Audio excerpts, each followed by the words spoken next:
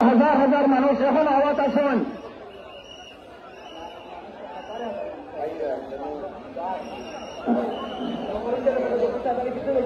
তাড়াতাড়ি পিছনে দেখো, আর 1-2 মিনিট বাদেও জানাজা শুরু হয়ে যাব। 1-2 মিনিট বাদেও জানাজা শুরু হয়ে যাব।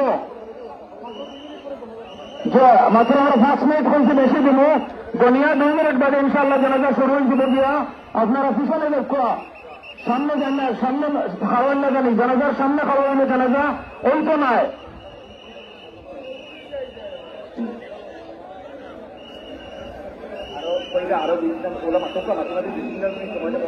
আমরা হুজুরের আদর্শ অনুসরণ করতাম, আমরা হুজুরের যে সুন্নতের উপরে আমল করছেন, তাহাজ্জুদ নিয়মিত করেছেন, আমরা তাহাজ্জুদ গুজার হইতাম, আমরা 5 ওয়াক্তের নামাজি হইতাম, আমরা সুন্নতের পরিপূর্ণ অনুসারী হইতাম।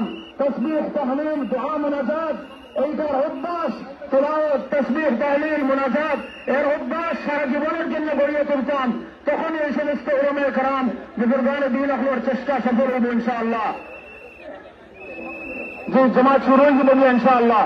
এখন আর মানুষ বন্ধ হইতো না, কন্টিনিউ আওয়াজ থাকবা, সবার লাগে অপেক্ষা করা যাইতো না। আমরা ক্ষমা প্রার্থী, কারণ দাফন করাও খুব জরুরি। তাড়াতাড়ি সরাসরি মুন্সিবাজার মাদ্রাসাত নিয়ে হুজুরে দাফন করা হইব।